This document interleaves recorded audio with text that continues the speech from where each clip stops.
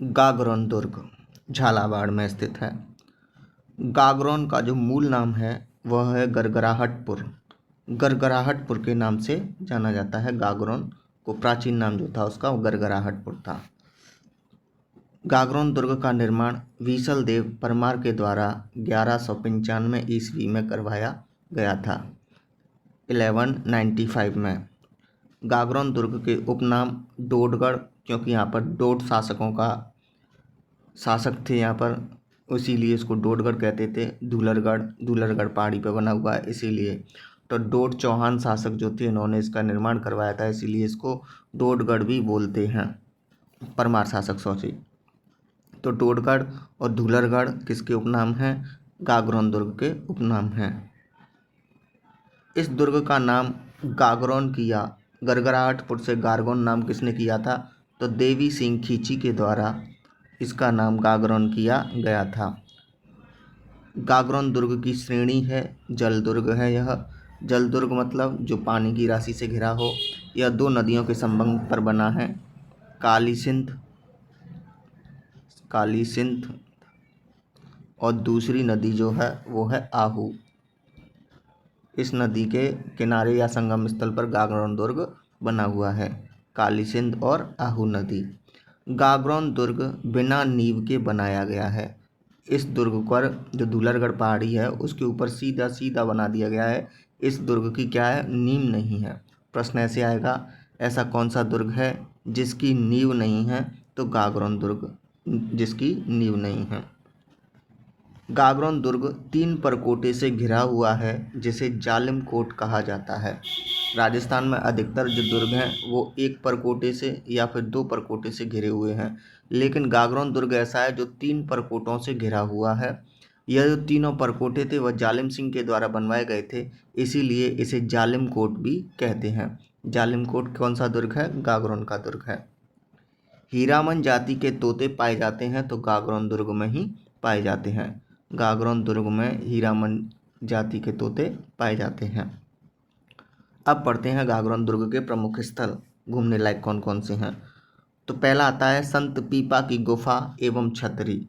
संत पीपा की गुफा एवं छतरी के बारे में नकटाई एक जो थे, नकटाई के अनुसार उन्होंने बताया था कि पीपा जी की गुफा और छतरी कहाँ पर है? गागरोन में है। जबकि 2021 से पहले यह बूंदी में मानी जाती थी, लेकिन आरपीएससी और अधीनस्थ बोर्ड ने कोर्ट के फैसले के बाद इसको गागरोन में स्वीकार किया है। तो नकटाई के अनुसार संत पीपा की गुफा एवं छतरी वर्तमान में कहाँ है? तो गागरोन दुर्ग में है।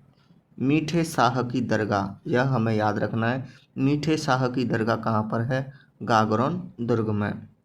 मधुसूदन जी का मंदिर, मधुसूदन एक कृष्ण भगवान है, उनके मंदिर भी गागरोन दुर्ग में है। कोटा राज्य की टकसाल, कोटा राज्य में जो सिक्के चलते थे वह सिक्के ढालने की जो टकसाल थी वह गागरोन दुर्ग झालावाड़ में थी। तो कोटा राज्य की टकसाल कहाँ पर है? गागरोन दुर्ग में। इस टकसाल में कौन से सिक्के ढाले जाते हैं? तो सालिम शाही, इधर लिख देता हूँ, सालिम शाही सिक्के कहाँ चलते हैं? या कोटा में, जबकि इनको तैयार कहाँ किया जाता था? गागरोन दुर्ग में की टकसाल में।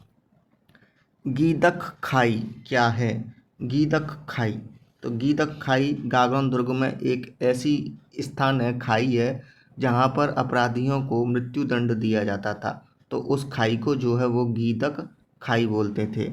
दुर्ग में एक स्थान है जहाँ खाई बनी हुई है, वहाँ अपराधियों को ले जाते थे और उसमें धक्का दे देते थे। उस धक्का में देने के बाद वह उसकी चोट से मर जाता, नहीं मरता तो उस खाई में काफ़ी जंगली जानवर थे जो उसका भक्षण कर लेते थे। इस खाई को ही गीदक खाई मानी जाती है। तो गीदक खाई कहाँ पर स्थित है? गागरोन दुर्ग में।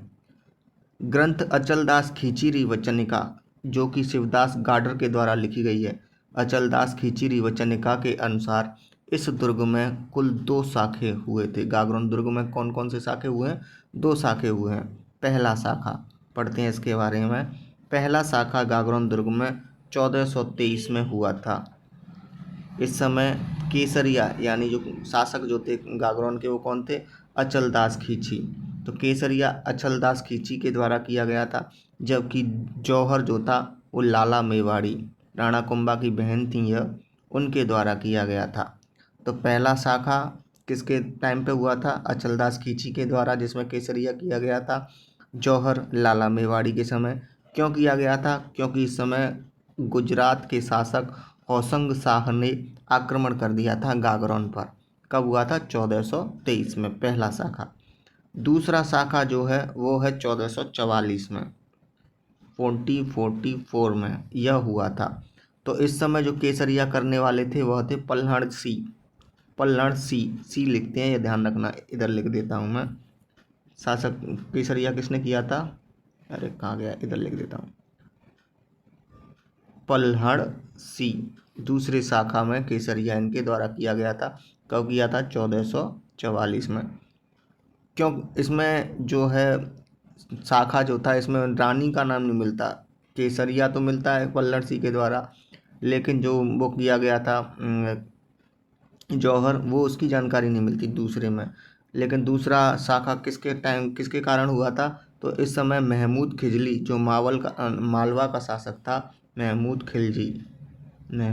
खिलजी फर्स्ट, इसके आक्रमण के कारण किया गया था। तो दो शाखे हो गए, एक बार देख लेते हैं। पहला शाखा 1423 में केसरिया अचलदास खीसी के द्वारा, जौहर लाला मेवाड़ी के द्वारा आक्रमण गुजरात शासक होशंग शाह के कारण। दूसरा शाखा 1444 में केसरिया इस समय पल्लड़ सिंह के द्वारा। जौहर के बारे में कोई जानकारी नहीं मिलती।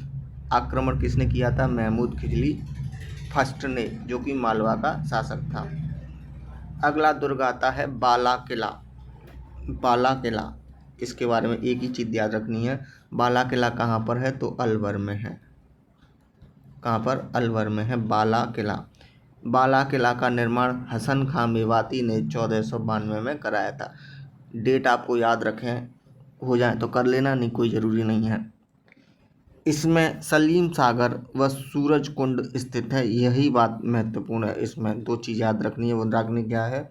बाला किला अलवर में क्या है? सलीम सागर और एक सूरज कुंड, जो जलाशय हैं ये दोनों जलाशय ही मुख्य हैं वहाँ के। बाला किला को 52 दुर्गों का लाडला, 52 दुर्गों का लाडला कहा जाता है। तो बाला किला अलवर वाले को, जिसे कुवारा दुर्ग भी कहा जाता है। कुवारा दुर्ग इसलिए कहा जाता है क्योंकि इस पर किसी भी प्रकार का कोई आक्रमण कभी भी नहीं किया गया था। तो राजस्थान का एकमात्र दुर्ग जिसे 52 दुर्गों का लाडला कहते हैं, कौन सा है? बाला किला। और ऐसा दुर्ग जो कुवारा दुर्ग कहलाता है, तो वह भी बाला किला। कुवारा दुर्ग किस लिए कहते हैं? क्योंकि इस पर कभी भी कोई आक्रमण नहीं हुआ था। कहाँ पर है बाला दुर्ग? तो यह अलवर में है। अगला आता है बाली किला, बाली पाली। बाली किला कहाँ पर है? पाली में है यह। इसके बारे में क्या है पढ़ते हैं। इसका निर्माण, बाली किला का निर्माण बीरमदेव चौहान के द्वारा करवाया गया था। बीरमदेव चौहान के द्वारा इसका क्या हुआ था? निर्माण कराया गया था। बाली किला में पांडवों की गुल्ली डंडा, यही बात महत्वपूर्ण है। पांडवों की गुल्ली डंडा कहाँ से मिली है हमें? तो पांडवों की गुल्ली डंडा जो हमें प्राप्त हुए हैं वह बाली दुर्ग, जो कि कहाँ पर है? पाली में स्थित है, वहाँ से प्राप्त हुए हैं। अगला किला है ऊंटाला का किला। इसके बारे में पढ़ते हैं। ऊंटाला वर्तमान में कहाँ पर है? बल्लभ नगर उदयपुर में स्थित है। ऊंटाला का किला जो है, ऊंटाला का किला कहाँ पर है? बल्लभ नगर उदयपुर में। इसके बारे में पढ़ना है। यह क्यों प्रसिद्ध है इसके बारे में जानते हैं। शक्तावत व चुंडावतों के मध्य हरावल को लेकर इस दुर्ग में संघर्ष हुआ था। यह हरावल क्या है? हरावल जो था वो था कि मेवाड़ की सेना में जो आगे की पंक्ति के सैनिक होते थे, बहादुर सैनिक जो आगे की पंक्ति में खड़े होकर युद्ध लड़ते थे, उनको हरावल बोलते थे। यह हरावल में खड़े होने का जो अधिकार था वो चुंडावतों को प्राप्त था राणा लाखा के समय से। लेकिन जब अमर सिंह आए, महाराणा अमर सिंह फर्स्ट, महाराणा प्रताप के लड़के अमर सिंह फर्स्ट अमर सिंह फर्स्ट का शासनकाल था, तब जहांगीर ने ऊंटाला किले उदयपुर पर क्या कर लिया था? अधिकार कर लिया था। तो इस संघर्ष, इस किले को खाली करवाने के लिए इन्होंने क्या नाम है, अमर सिंह ने अपनी सेना भेजी, जिसका नियमानुसार या परंपरा अनुसार इसका क्या करना था, चुंडावतों को ही नेतृत्व करना था, क्योंकि यह हरावल के सैनिक थे, आगे खड़े होते थे। लेकिन इसका विरोध किया शक्तावतों ने। ये शक्तावत कौन थे? शक्तावत महाराणा प्रताप के बड़े भाई शक्ति सिंह के वंशज थे। तो ये अमर सिंह से बोले कि क्या जरूरी है कि ये हर बार चुंडावत ही यह बहादुर काम करें, इस बार हम भी करेंगे। लेकिन चुंडावत नहीं माने। चुंडावत ने कहा कि नहीं, हम जाएंगे पहले, क्योंकि हमें यह परंपरा है हमारी। लेकिन शक्तावत ने भी इस बार शर्त रख दी कि अगर जो किले में पहले पहुंच जाएगा वही इस परंपरा को निभाएगा। तो इसमें बताया जाता है कि आगे से तो शक्तावत पहुंचे किले को खाली कराने के लिए, ऊंटाला के किले को, और पीछे से चुंडावत पहुंचे।